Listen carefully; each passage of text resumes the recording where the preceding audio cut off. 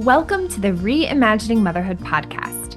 I'm your host, Chelsea Robinson, matricentric feminist psychotherapist, matrescence educator, creator of the Matricentric Way, and founder of Mama's Modern Village. My hope is that these conversations with scholars, researchers, activists, and changemakers leave you feeling inspired and empowered, reflective and curious, whether you are a mother yourself or someone who supports them professionally. May you gain the tools, knowledge, and vocabulary you need to begin putting your experience into words, externalizing the motherhood shoulds we so often make our own, and begin to reimagine motherhood, not just for yourself, but for all mothers everywhere. Disclaimer, this podcast is not intended to be used as clinical advice, simply educational in nature. Now, let's do this. Welcome to the Re-Imagining Motherhood podcast. Dr. Andrea O'Reilly is internationally recognized as the founder of Motherhood Studies and its subfield maternal theory, and creator of Matricentric Feminism, a feminism for and about mothers, and Matricritics, a literary theory and practice for a reading of mother-focused texts. In spring 2024, a collection of her essays, In Mother Words, Writings on Mothering and Motherhood, will be published, and in fall of 2024, her next edited book, The Mother Wave, Theorizing, Enacting, and Representing Matricentric Feminism, will be published. If you are interested in learning more about the virtual book club offered by Dr. O'Reilly, or purchasing any of her books or resources on any of these incredible topics that are covered in our podcast, make sure you check the show notes below. I am so excited to kick off the Re-Imagining Motherhood podcast with someone who is a dear friend and mentor of mine, someone who I found randomly one night when I was scrolling through Google trying to better understand this experience of motherhood that not only I was experiencing, but so many of my peers, my friends, and the women and mothers that I support in my practice were experiencing too. It led me into academic journals, but finally I found her, Dr. Andrea O'Reilly, the founder of Matricentric Feminism and the whole field of motherhood studies. And once I came across her work, my whole world expanded personally and professionally. And now she's here today to launch this incredible podcast, which truly is my hope that this becomes a vault of all of this knowledge and wisdom and story and history that is ours for reflection, for activism. That is ours for the taking, truly. So whether you are a mother, whether you are a professional that works and supports mothers, or you are a partner who has come across or been sent this podcast, this is meant to be a tool, a resource, a support for you, no matter where you are on your motherhood journey. So without further ado, I am excited to bring to you the very first episode of the Re-Imagining Motherhood podcast with Dr. Andrea O'Reilly. All right. Well, hello and welcome to the Re-Imagining Motherhood podcast. I am so profoundly grateful and truly very excited and giddy to be welcoming you, Dr. Andrea O'Reilly, as the first and foremost episode on this podcast. I feel, again, so profoundly grateful for all of your contributions to this space, and I stand on your shoulders. So thank you for being here. And thank you for having me. Of course. Okay, so as we begin, I would love, if you don't mind sharing with us a little bit of how you came into this space. What made you you? It's a question I'm often asked, and as many times as I've answered it, I still kind of pause and maybe even catch my breath. As I think many scholars, activists, we come to the work we do, I think we're driven by a passion, by necessity. And for me, like so many others, that is how I found myself in this space, now soon to be 40 years later. And I say that because, as I've shared in my interviews and in several of my publications, that I came to motherhood quite unplanned, quite unexpected. I was in my fourth year, my honors BA, majoring in women's studies and literature, and I was going to do a master's degree and have this great career. And I was dating this okay guy, and I thought, okay, my life is going to go as planned. Well, in November of that year, 1982, as I say, I wasn't just late, I was pregnant. So it was like, whoa, I'm adamantly pro-choice. Um, Now, abortion wasn't easily accessed at that point in Canada. You could get it, but there was committees you had to go through. So, but, I kind of went back and went to my partner and said, guess what? I'm pregnant. What do we do? And it was like, I don't know. What do we do? And after a lot of soul searching, I decided I wanted to have the baby. And interesting, most people said I shouldn't have had the baby. And I find that an interesting, which certainly other people have written and spoken on, because as a good girl, I actually probably should have had an abortion because I had my life ahead of me. As a good white middle class girl, I should forego motherhood till the appropriate time and concentrate on my career, get married and, follow the trajectory that was expected of me. I didn't. I took a different script, if you will. So very long story short, we ended up, deciding to have the baby. My partner and I moved in 6 weeks later to university housing. My partner and I are still together 43 years later. We never married. We're common law. And we had our son in July 1984, so soon to be 40 years from now. And I guess I share that story because it brought me to feminism. I was always a feminist, but boy, motherhood radicalized me, politicized me, transformed me. 100% unequivocally, emphatically. And most pointedly for the work that I do is I didn't know how invisibilized motherhood had been. I didn't see it till I'd become a mother. I had taken up to that point 20 courses in literature and health and work and public policy and film. You think we would have talked about motherhood in a women's studies degree. It hadn't really been mentioned. And if it had been mentioned, it was in passing or even more worse, perhaps disparagingly. Motherhood's oppressive. Don't do it. If you're a good feminist, you free yourself from that. Join the boys and have a great career. Crudely put, but I think that was the message.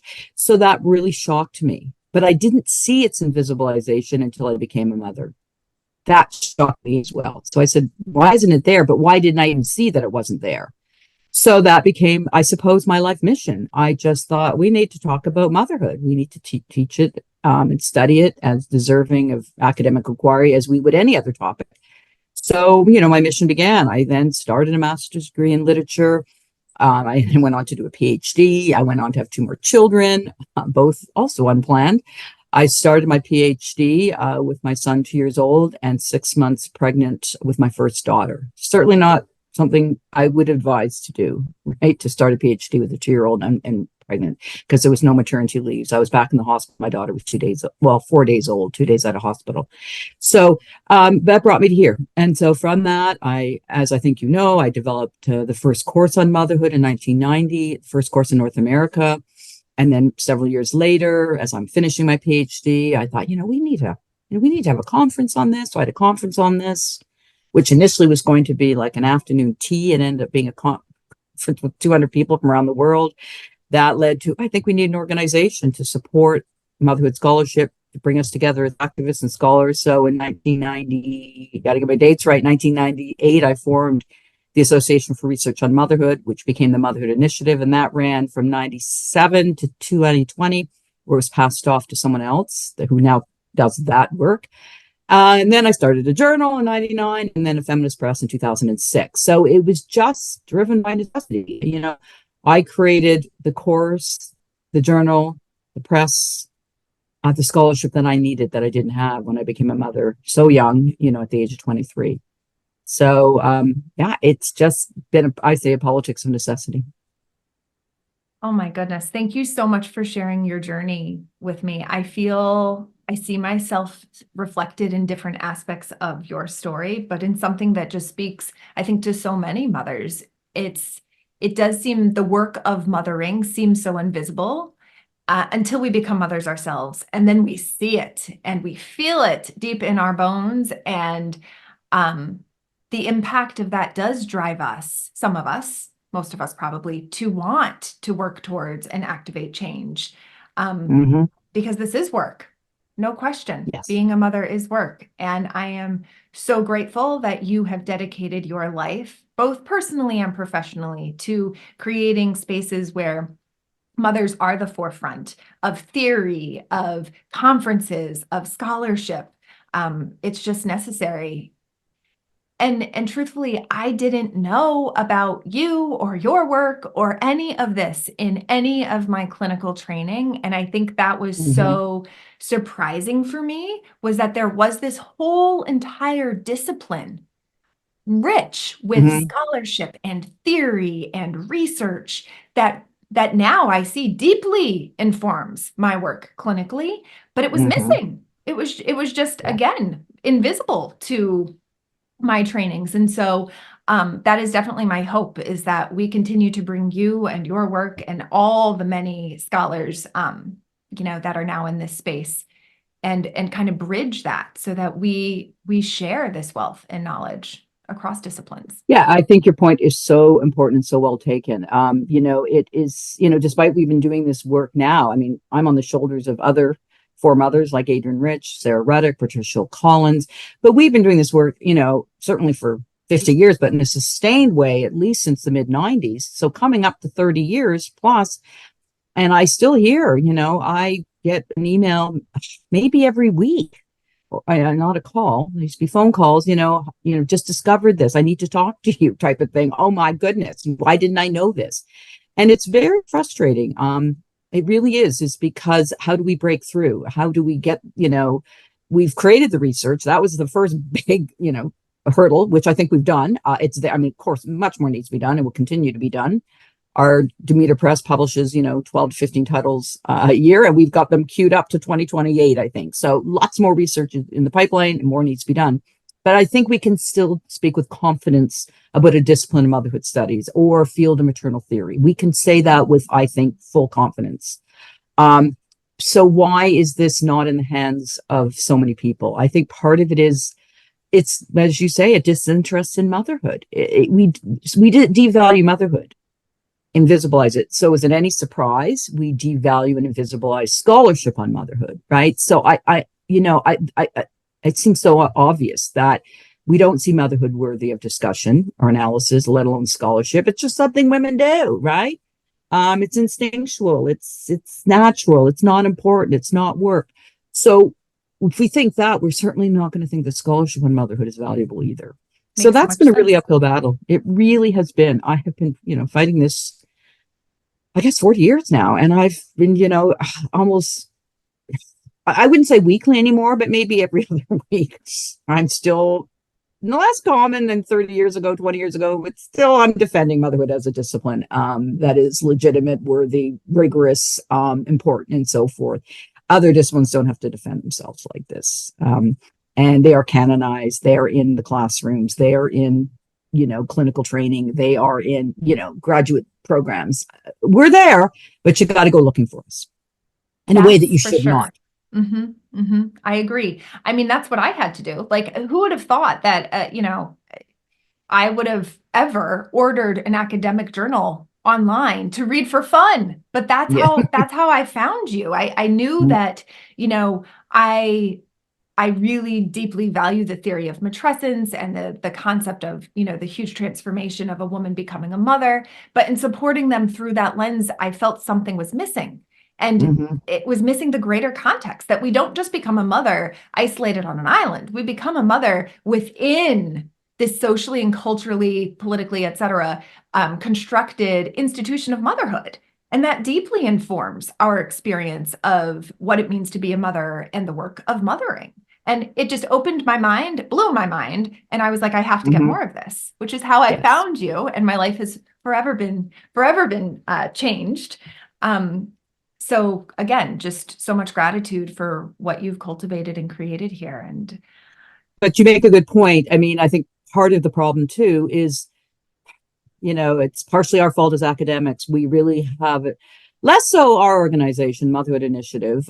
We did really make an effort in our 20 conferences, 20 years, I should say, of conferences. We did over 50 conferences, mainly in Canada and the US, but we were in Italy, we were in Greece, we were in Ireland, we were in, Barbados. We did do a lot of conferences outside sort of the North American space. And we really did encourage activists to come, artists to come, social practitioners to come, and they did. And we would have had 50 to 150 people at each conference. So, there was some movement, but it just feels as we made this progress, we were 3 steps back every time, right? And of course, it comes to, like every feminist organization, not to be crude, it comes down to money.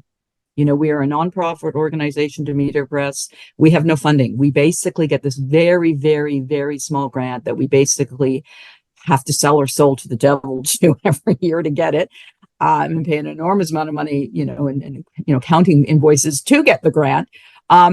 So yeah, but ask any feminist organization and they'll share the same story. We don't have the money to do, social media advertising. We don't have the money to hire staff. We don't have the money to be speaking at conferences or to be putting leaflets and various brochures. So I think that's, not to put too crude a point on it, but that is a big part of the limitation. We're mothers, we're poor, right? So it's not like an organization where a donor, bequeaths, $1 million or $10 million for a medical school, right? So we don't have a room of our own, to use Virginia Woolf's concept. We might have a theory of our own, a discipline of our own, a community of our own, a belief in what we do as important of our own. But that, I think, is really the missing piece. So, we struggle with that. And I will continue to struggle with that, as will every feminist organization. But I think part of the work that you're doing is so important, that you're disseminating this, even with the limitations of revenue. You're getting it into the hands of women who really need this. We don't do this work to speak to each other. We do this work to make social change. At least I do, right? I want women's lives as mothers to be better. I want to understand why they're oppressed. I want to know why mothers are oppressed. What created this? How did we get here? What causes it? Who benefits from our oppression? How do we change it? What is the impact of this on mothers? How can we mobilize to change it? Can we change it? What do we need to do? I mean, I could list 50 questions, and as you do. But we can only answer those questions through research and speaking to mothers. So we need both. We need the research, but we need to talk to mothers and hear their stories about how they're living patriarchal motherhood, how it's oppressing them, how they're managing, how they're trying to change it, what are the costs to them, and to their children, and to their families, and to the community, and how do we envision a better way of doing this? Because I believe fundamentally there's a better way of doing this, of raising children and caring for each other, and to do motherhood in a very empowered way rather than in such a self-limiting, oppressive way. You have just made so many important points in what you've shared. I'm wondering if, like, for vocabulary's sake, if I can ask you to define some of the terms that you've used, Sure. Because I think education is an essential aspect of this effort in consciousness raising. So can we start? I just heard you say patriarchal motherhood. Do you mind defining that for those that are listening? Yes. Yes. I will say one thing, as we mentioned previously before the podcast started, I'm going to do a plug for my most recent book. I have published over 35 books, and I've edited some, and I've authored, I edited most, authored some, 3, and I kept getting asked, where can I find your explanation of patriarchal motherhood? Where can I understand what you mean by empowered mothering? What the heck do you mean by feminist mother lines? Why is, what is the history of normative motherhood? So I get asked that a fair bit. And I say, well, it's in chapter 4 of that book I published in 2009, or that's in the one I did in 2018. So this year, somewhat reluctantly, I have published a collection of my essays, which will actually be uploaded to the printers on Friday. So 24 hours from now, give or take, maybe 48. And it's a collection of my essays, 25 in total, what I've written from 2009 to 2024. It's 535 pages long. And it basically, will cover what we're talking about this interview and, many, many other topics. And I say all that because you're right. I mean, to answer that question in a sentence is challenging, if not impossible, but I will do my best. But again, that's why I think research is so important, because people who are interested can go, okay, I kind of got that, but I think I need to read a bit more. And I really commit myself in most places. I try to write in very accessible language. I also have a Ph.D. in English. So how I theorize is I tell stories. So when I'm talking in my writing or in my teaching, and I'm really dealing with a difficult concept, I tell a story about my own mothering, right? So I will tell you a story to illustrate patriarchal motherhood. Patriarchal motherhood is actually, well, I guess that's Rich's term, but then it's been a Rich wrote A Woman Born in 1976, probably classic. Dr. Andrea, you just Yeah. froze. Or Dr. Oh, Andrea, sorry, you're froze and it got muffled. Can you oh, start? sorry. Where do you want me to restart? Can you start with, so patriarchal motherhood, you were just getting ready to define it. And Okay, so patriarchal motherhood, which is actually Adrienne Rich's term, for which we'll be forever indebted. Her book of Woman Born came out in 1976. And she made the crucial distinction between the motherhood as institution and mothering as experience. And that might sound a bit weighty, but it's actually quite straightforward. She argues that the institution is how women are told to mother. It is the rules, the regulations, the expectations that dictate who is a good mother. And that is all pervasive, when she should become a mother, how many children should she have, how should she raise those children, under which conditions should she raise them. And generally, the good mother under patriarchal motherhood in the West, well, we know who she is, right? She's generally white, middle class, heterosexual, able-bodied, married to a man, has 2 children that are biologically related to her.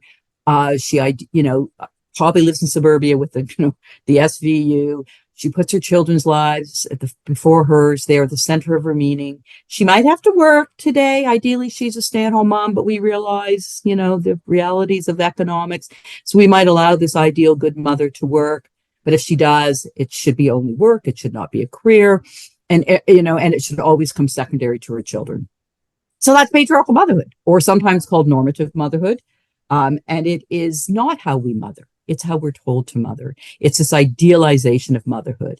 So, and then that ideal mother, that ideal patriarchal mother also has lots of traits or characteristics. She's always happy. She's nurturing. She's empathetic. She's kind. She might be a martyr. She's selfless. She's all giving. She puts her children first. She never gets mad. She's completely composed and fulfilled in motherhood.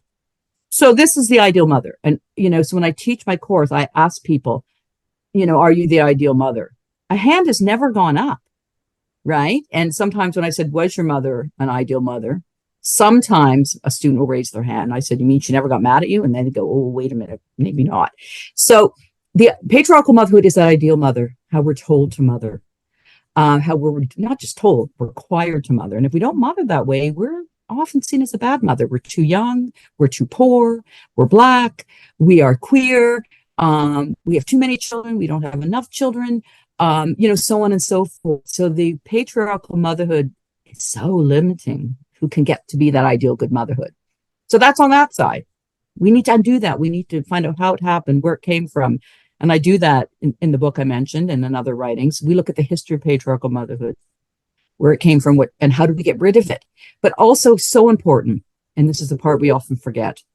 Adrienne Rich said there's also mothering, and mothering is the experience of mothering, of raising our children, and which Adrienne Rich said can be potentially, first of all, not oppressive, but even more so, it might even be empowering. If we could determine the ways we mother, if we could mother according to our values, if we could mother in a way in which our work was respected and supported, if we could mother according to our beliefs and visions and aspirations and not as we're told to, then maybe mothering could be empowering. Maybe mothering doesn't require mothers to give up their whole self. Why does it? Who says so? Why do you have to give up yourself to be a good mother? It doesn't make any sense to me. I think mothers who have a strong sense of self are better mothers. So so what Motherhood Studies tries to do, and what I do in my writing and spend a fair bit of time in that book I mentioned, is try to imagine this empowered mothering. What does it look like? How do we get there? How do we achieve it? Is it possible? Because can we ever move from motherhood to mothering? Maybe not completely, because even as we resist normative or patriarchal motherhood, it's always forever there, right? And we might say, I don't want to do it that way. But we are so schooled in that way, it's hard even to get out of our own head. Even myself, I resist patriarchal motherhood. I know it's not true. I know it's idealized. I know it's not good for me or my kids. But sometimes, particularly when they're little, many times, I beat myself up because I wasn't living up to what society said I needed to. And then, then I think, wait a minute, that's not good for me. It's not good for my kids. Why am I beating myself up? Right? So I don't know if I've answered that, but you're right. These terms seems to be wieldy, but they're not. Academics just like we lean D terms that we can then define and then we can just go back to. and don't have to keep re-explaining it, if you will, right? So yeah, patriarchal motherhood, empowered mothering are probably the biggest concepts in motherhood studies. What's oppressive about it, what we need to do to get rid of it, change it, and then also what could it possibly look like, this empowered mothering, if women could dictate the conditions under which they raise their children. Thank you so much for sharing more on those two critical concepts of motherhood studies, patriarchal motherhood and empowered mothering. I think that as we, continue hopefully providing some education from this space and making it additionally more accessible to mothers, when we have words to describe our experiences, we can begin to talk about them and externalize these experiences so that it doesn't anymore feel like, oh, this is a me problem. There's something I'm missing or I'm not getting it right. We can then see that, oh, it's more so this institution of motherhood and these ideologies that I have taken on to be my own. But now I can see potentially there's choice in how I relate with them. Yes, I think that's a really good point. Now, never underestimate how difficult all of this is, because patriarchal motherhood is everywhere. It's in our school systems, and it's in our legal systems, and it's in literally the air we breathe. So mothers absorb those messages and judge other mothers and judge ourselves, right? We do. And but the struggle is to turn off those voices, right? To somehow mute them. To know, as you rightly, and it's not an I problem. It's a societal problem. There is nothing wrong with mothers. It is the impossible conditions under which we ask mothers to mother. It is ludicrous how we ask mothers to mother in the West. No mother should raise a child alone. And never mind in poverty and in isolation or with illness, whether it be physical or mental, with absolutely no communal support. And this became so magnified during the pandemic, where, it is simply not wise or prudent to ask mothers to do this. And we never did it like this before. This, and I spent a lot of time in, my work, as do many others. This is a very recent configuration of the family. It is 100 years old, 150. And in other cultures, they're still raising children communally with extended kin, and with other mothering, communal mothering. It takes a village to raise a child. We throw that around in the West, but that's how we raise children till, the middle of the 19th century. So this recent nuclear family, individualized, privatized motherhood is so recent and so ineffectual, to put it mildly. It is not working, and we need to understand that. And why are we still asking mothers to mother under impossible conditions, where they're completely idealized but unsupported, where they have all the they have all the responsibility, all the blame, but no real power from which to mother? I mean, who would you ask that of? Anybody? To say, do all the work, you have all the blame, all the responsibility. Oh, but by the way, we're not going to do anything to help you. And then we're going to blame you for everything you did. So we have to imagine different ways of mothering, different ways of configuring family. And it's hard because we live with the nuclear family. We live, with individualized, privatized values, particularly in the US. It's your problem. They're your kids. But we're not going to get out of this mess until we see children as a collective good, until we value the work of mothering and really support it in every imaginable way, not just in public policy, but in attitude and, cultural views and so forth. That's my rant. Oh, but I just get so enraged. No, rant I just get on, so please. angry. And, I had my children 40 years ago. So much, I think I know things are worse for mothers today with, we call it, an academic term, the rise of neoliberalism. That's just a fancy way of saying that governments have downloaded everything onto families now, and that we're responsible for figuring out our own problems. And we don't, it's our fault. We're supposed to be that resilient, reliable, hardworking, self-sufficient person. And if we don't make it, it's our fault, right? And so, we are in a new mess since the 80s and 90s, right? And I think things are far worse for mothers. We're expected to do way, way, way more with far, far, far less support. I mean, it was never good to be a mother in the West, but it's far harder now. The standards have gone through the roof, and the support has gone to the basement, right? So women are in a no-win situation as mothers. Absolutely.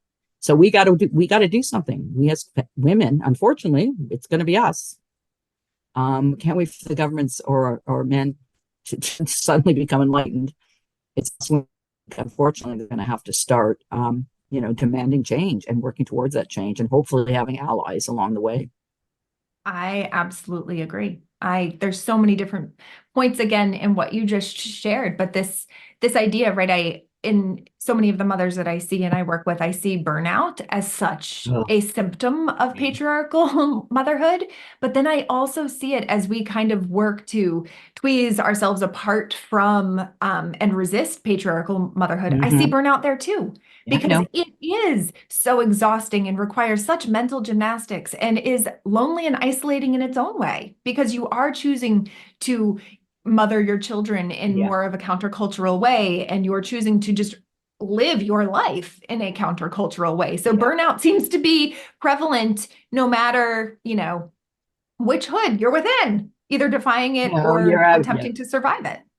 you're absolutely right. And again, I've written on this in the book I mentioned, the costs, the gains, of course, of feminist mothering, but the costs. I mean, let's not kid ourselves. This is hard work. We're doing this with not just no support, we're doing this with often much resistance. Yes.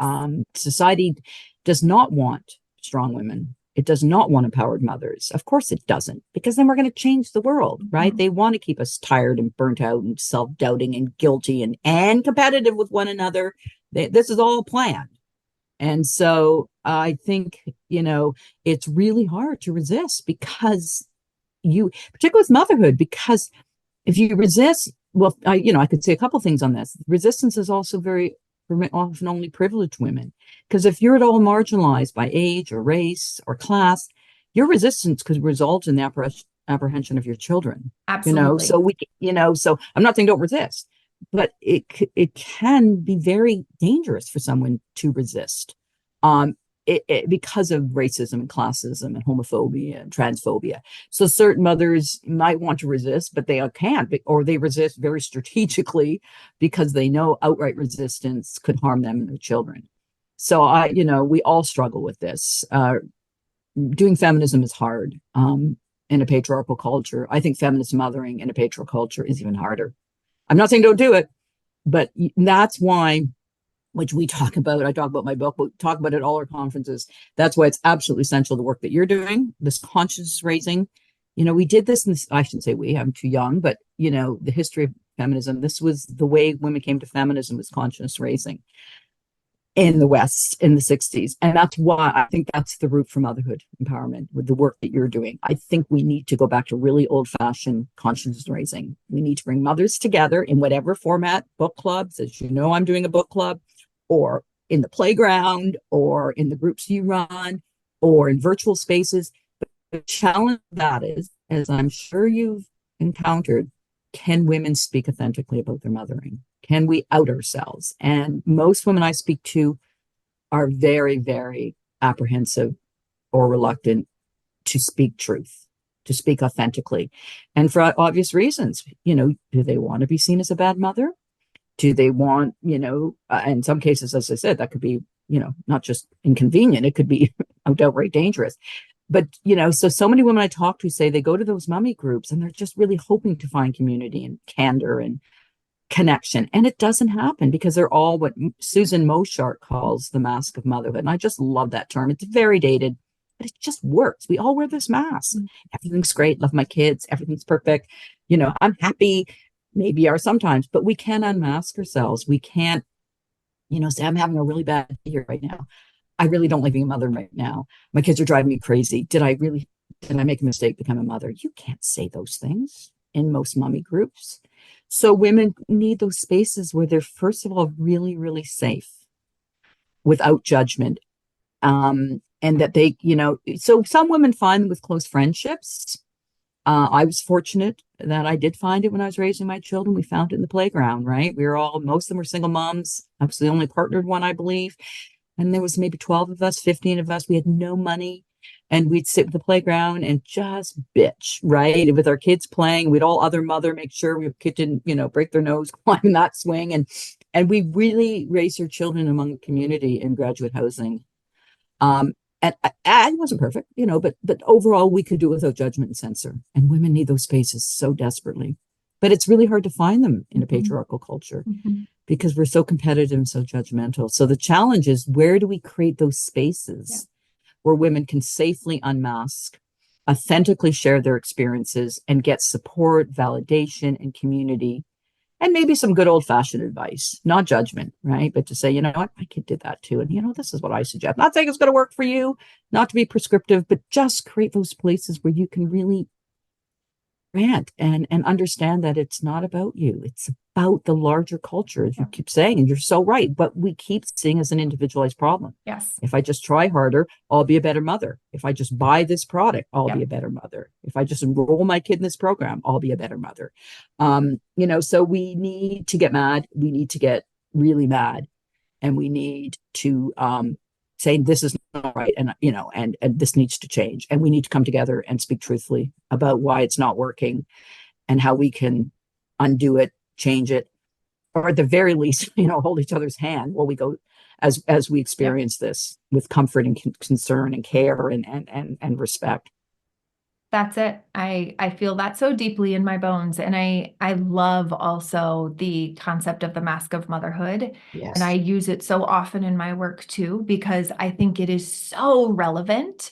It's scary to take our masks off as mothers, like you said. And, you know, through what I've been reading and the research that's available, I've seen how so many of these well-intended mom groups, whether they're virtual or in person, tend to recreate patriarchal normative standards and values in their small subgroup, right? So even when we come as mothers into these places where we are invited and hopeful that maybe this will be a space of vulnerability and, you know, safety and trust where I can take off my mask, we come into it and it stays and remains so superficial because we are so scared of bearing our truest, most authentic selves. Yes, we are. And we know why we're scared, because we know the repercussions, perhaps. Yep. Who wants to be that person? You won't be invited back to the party, right? You know, or worse, you know, those, you know, I mean, I've known stories, actual stories where women has outed herself and, you know, social service has been called. It's not just a metaphor. So, I mean, white privileged women, probably that's not going to happen. But still, do you want to admit, you don't want to admit to yourself that you're having a bad day. Do you want to admit that to somebody else? We're supposed to have it together. We're supposed to be happy in all of this. This is supposed to be what we wanted. How dare we complain? Right? We have a perfect life, right? If you do, you know, if you're, you know, white, middle class and able-bodied and relatively good health and have your desired child, well, what's wrong with you? Right? So I think women don't have the permission, the authority to speak their truth. Or they don't have, what you say, like this, it's more than safety, like the trust that they know that what they say will be honored, but also taken in a way that isn't punitive. I'm struggling with the language, but we kind of know that, right? We kind of feel it, right? When we know we're in those safe spaces. So you've creating with your groups. I mean, I think I try to do it in my classrooms. In my book, I talk about a fabulous organization, which has since closed. I have a great chapter, if I may brag, on the National Association of Mother Centers, and they ran from the 70s until about 3 years ago. And they called them mother circles. And at one point, they had over 100 of them over the US. And, then they were down to 20, 30. Anyway, they're now officially closed. But I did a major research project on them, and I went to their groups and I interviewed the moms. I interviewed the leaders, the creators, and oh my God. One woman, they all said, this saved my life. They literally said, if I wasn't going to this mother circle, I don't know what would have happened. And it's all what we're talking about, that validation, that community, that authenticity, and that absolutely begins with a place of non-judgment and confidentiality. So we need to create those spaces again. They're probably going to be virtual, I think, in our new world. Unfortunately, I think they're better in person. But the reality is that we need to create these spaces. And I'm hoping to do it with the book clubs I'm creating, because I also didn't say, what's probably the most important thing about me, my PhD is in English. And most of my writing is actually on women's narrative. I'm actually writing a monograph right now on mothering and post-210 women's fiction. And I've read a lot, but I've written on 29 novels in 13 chapters, and I've got another 6 or 7 planned. And I think it's often in literature that we go and find what we need, right? Those stories. not only of oppression, but resistance. Yeah. So I really think book clubs, not just the one I'm hoping to put forward, but I think they're really subversive places, right? That women can use literature as a way into critique and to rant I and debate love that. through a character, right? Mm-hmm. And there's so many books out there. Oh my goodness. My book, I have a appendix where I list all the books I've written on, and my goodness, they're just everywhere. And I just think when we start reading these books, an aha moment will happen. They're like, oh my goodness, I'm not alone. Yes. Through a woman character. So it's kind of safe doing it through literature in a way, because it's fiction, right? But boy, fiction can tell us a lot about truth, right? So anyway, that's another place. I think through classes, book clubs, online groups, discussion groups, even reading in your own home, places where you can meet other like-minded mothers. They might be fictional, but boy, a lot of fictional mothers saved my life, right? When I was reading. So I think I know mothers are busy. We're busier than anybody, but in the time you must claim for yourself, pick up a good feminine, it doesn't even have to be feminine, but pick up a novel about motherhood that critiques mothering. I think it will go a long way in empowering that individual mother, or at least reassuring her. I love that so much, because just in the times that you and I have talked, I agree. I see it as an avenue of kind of like sneaking your way into this space that feels safer at first. It doesn't feel like, whoa, I'm taking this on. This is really big and heavy work. It's more this opportunity to see yourself reflected, the parts of you, more of that shadow side that we mask up so tightly, but that then become more accessible through this literature. It's definitely fantastic avenue. It's so true. And that's why, I'm using literature to better understand patriarchal motherhood, where it comes from, how it works, what it does to mothers negatively, how the mothers deal with it, how do they resist it. And I think we can ask those questions in a way through fiction that is just, I don't know, easier or quicker. For example, the book club that we have planned for May, I'm looking at 2 novels about mothers who leave. Whoa. I mean, we're learning a lot about what's wrong with patriarchal motherhood by these mothers who just, I don't know if you've read, Nora Ibsen's classic, The Doll's House, when Nora, walks out and slams the door. What brings a woman to that? How can we change or think about changes needed to motherhood by women who have just had enough, right? Who walk away. I mean, I won't give away the plots, but it's often more as a metaphor. Like these women leaving is, pulling the mask away from motherhood and exposing what is wrong with it and what drives women to leave. It is a formidable critique of all the many ways that patriarchal motherhood is not working. And so I think from mothers leaving, we can learn what's wrong and correct it, maybe by not leaving, if you will, right? I mean, what mothers are leaving happens, but it's also a metaphor. I think that we need to learn. Their leaving is shining a glaring light on what's wrong. Yep, absolutely. And fiction, which is really enjoyable to read, right? It isn't heavy theoretical work, which sometimes makes you nod off. That's the thing about fiction. It's always good, right? It's always enjoyable. It's always page turner. It's not like reading dense theory, but I think you get to the same truths, but I think in a more lively, engaging, empathetic way. That's my bias towards literature, but then I have a PhD in English. So, I think we learn from stories. And, we live by, stories are how we define ourselves, and so much so, more than what I think we realize. So anyway, that's my plug for book clubs, for literature, to use literature as a way to interrogate patriarchal motherhood and have a really good time doing so, particularly in a book club, because then you can rant, but have a focus for that rant, and you can learn and rant at the same time. Yeah, it's almost like the invitation is there to rant. Like if you bring moms together and say, this is the purpose of why we're coming together, right? We're almost saying the invitation is there to take off your mask. In fact, we'd want you to take off your mask and go to these darker, heavier places as you feel safe and comfortable to do so. But it's almost saying, like, to heck with tiptoeing into the water. Let's just jump. Let's just go for it. And really embrace, for our own empowerment and kind of liberation of all mothers, what it means to be a mother within patriarchal normative motherhood. That's right. You're so true, because often you can't see it in your own life. We can't. And sometimes when you're reading a novel or even a sociological study, but you can say, oh my God, that's not right. That's wrong. Why is the husband not doing more? No wonder she's tired. No wonder she's pissed off, Well, but we often can't see that in our own life. We can, but we don't validate it in the same way. But when we see it in someone else's life, also in film or fiction, we can sit up and go, well, no, that's not right. Where did that come from? Why is that happening? How can we do something about that?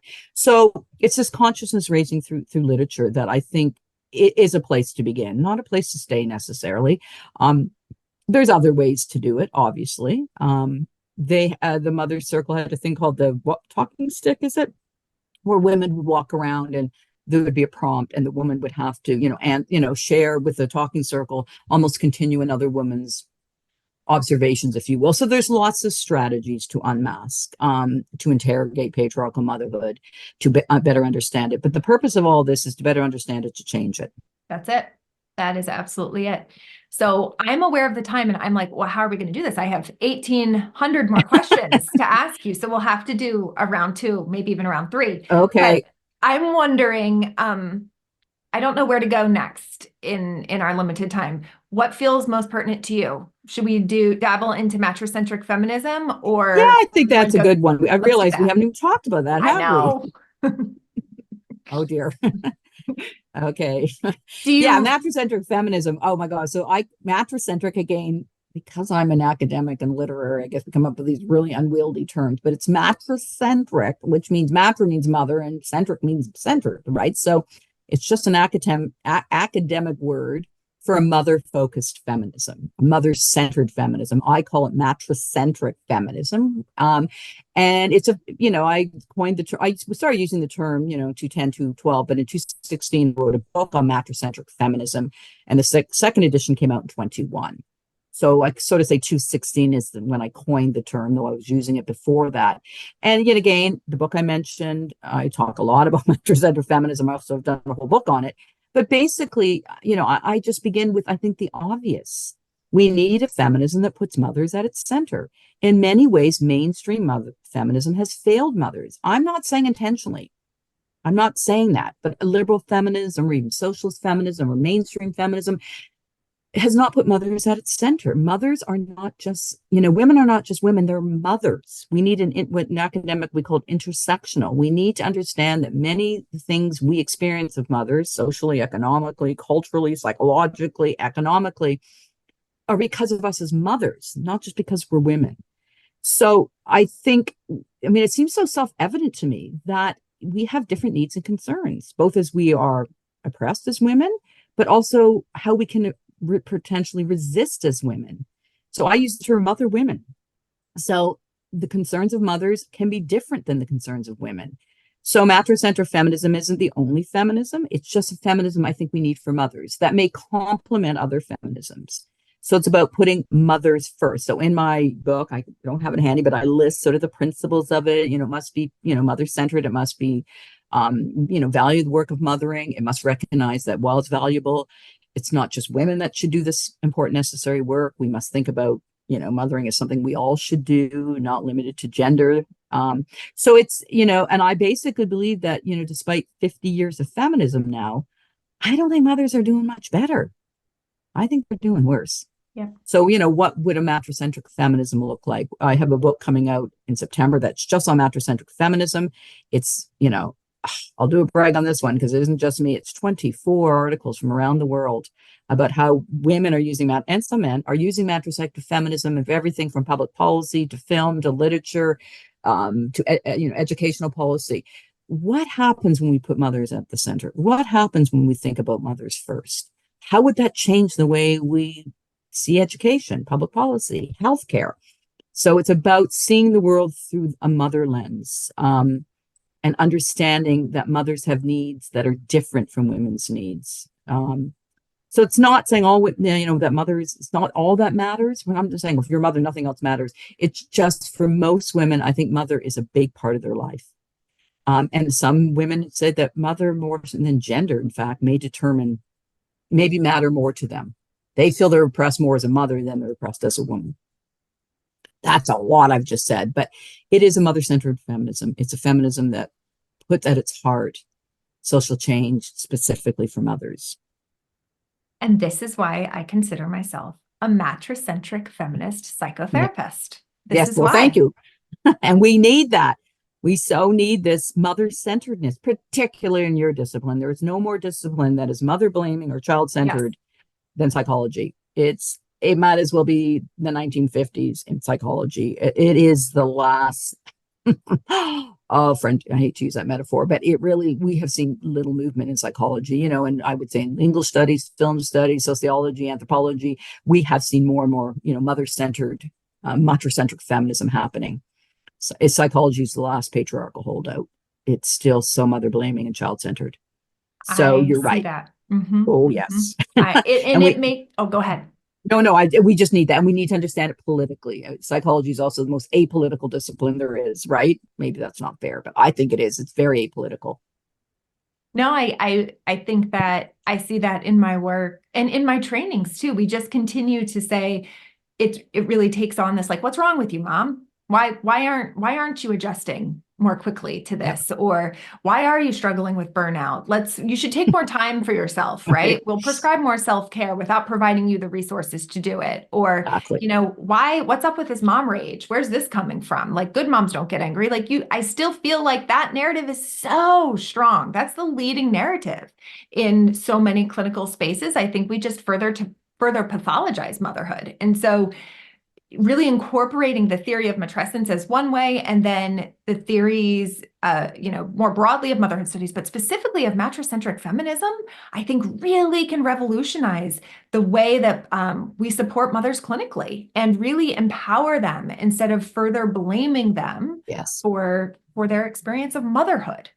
Yes, and that's the apolitical. There's, the world's fine, mom. There's just something wrong with you, right? Yeah. And the other, of course, piece is that everything that is wrong in the world is mother's fault anyway, right? So Paula Kaplan, who has since passed away, wrote probably one of the most important books that I, certainly write on, Don't Blame Mother. And she was from the discipline of psychology, a Canadian scholar. Don't Blame Mother is sort of the must-read, very layperson book.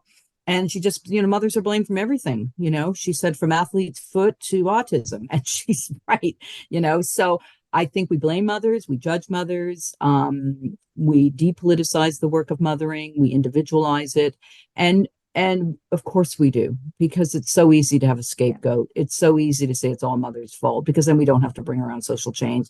So if child is, not doing well at school, well, maybe we need better educational policy. Oh, no, we don't. It's just the mother, or, a child, is ill. Well, the mother didn't feed that child well. Well, maybe because we have something called poverty in the United States. Mm-hmm. So we can just, use the mother as a scapegoat for all social ills. Then we don't have to look at those social ills and change those social ills. So it just works in so many complex ways, the figure of the mother. And that's why, we keep returning to why it has to be studied. So I hope I answered matricentric feminism. That was just but it's not as complex as it sounds. It is just a feminism that says mothers matter. And we're going to think about how to empower mothers. And we're going to do that by listening to mothers and focusing on their needs. And we're going to build a feminism based on all of that.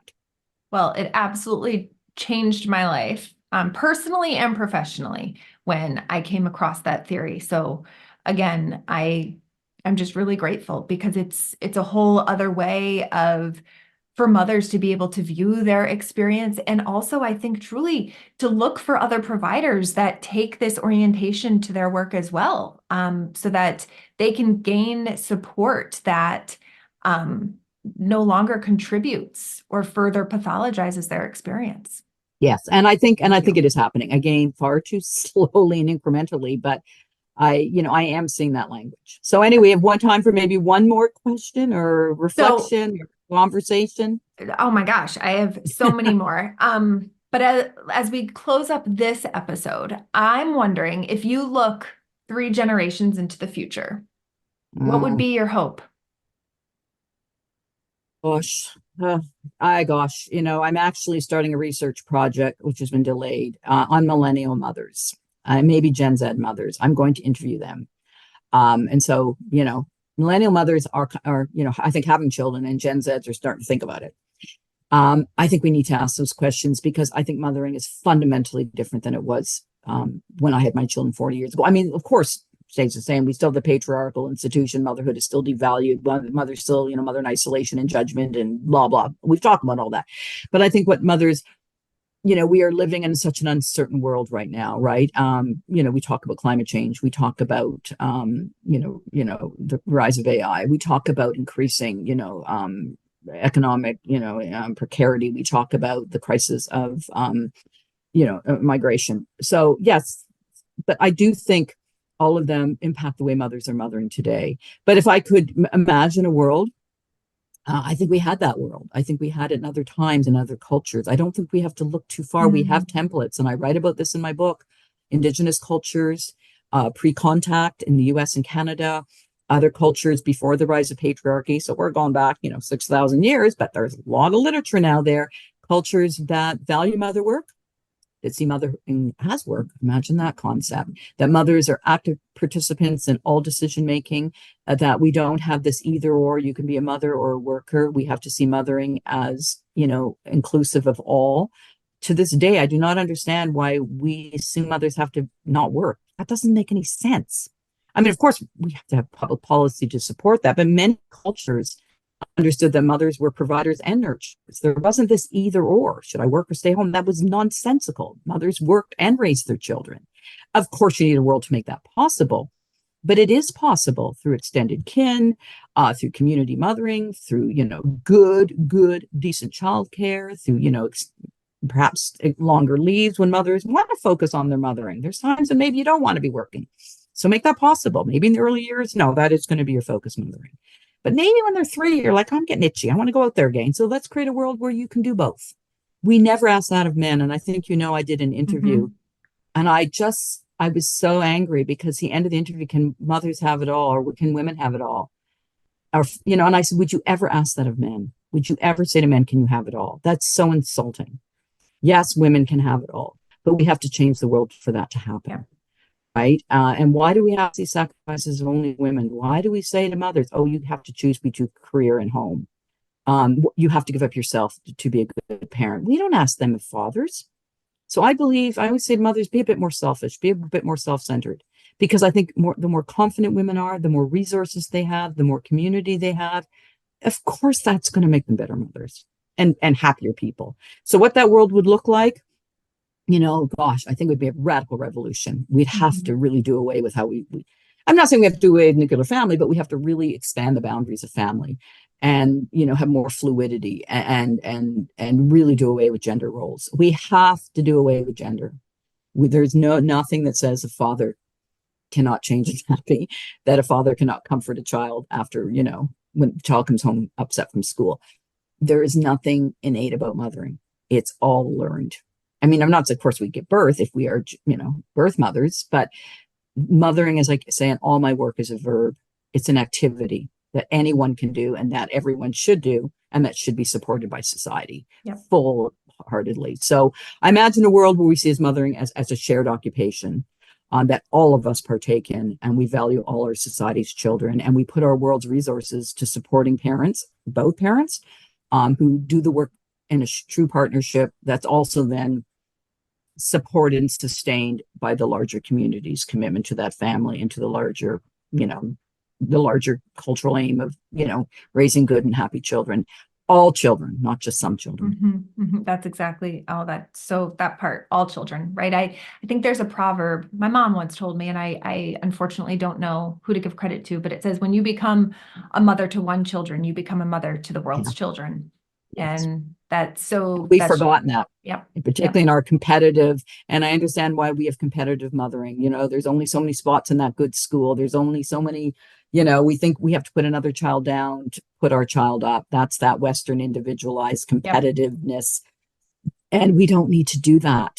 We can do it another way. And other societies have done it other ways. And we did it other ways for thousands of years before the rise of what we considered modernity and patriarchy 200 years ago. So there are other ways of doing family and doing motherhood that I think are healthy. And the other thing I want to end with, patriarchal motherhood is not just bad for mothers, it's bad for children. It's not healthy to raise our children this way.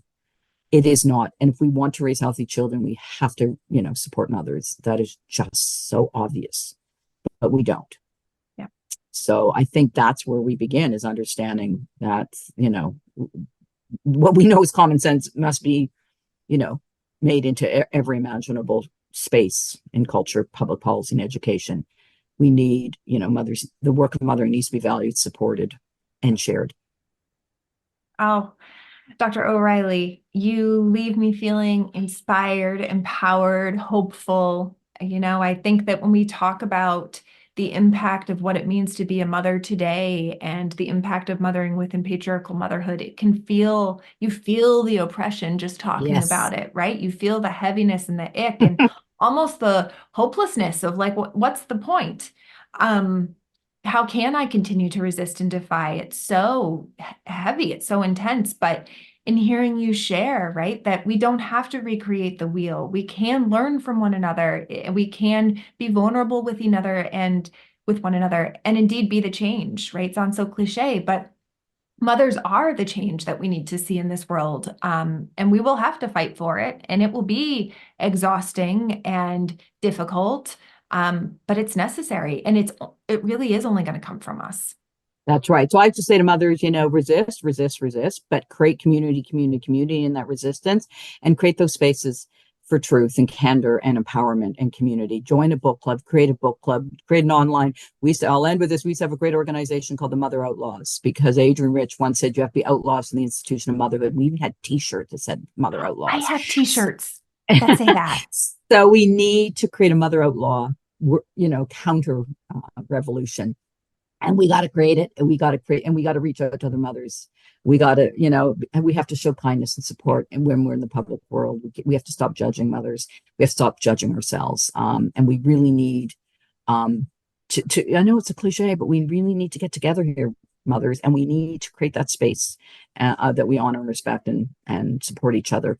And then together, we go like this. And then we go like this, and we use our community power to push back. But we need to do this first, I think, to really join of each other. So your groups are doing that. I hope my books do that. I hope my teaching does that. I hope my book clubs do that.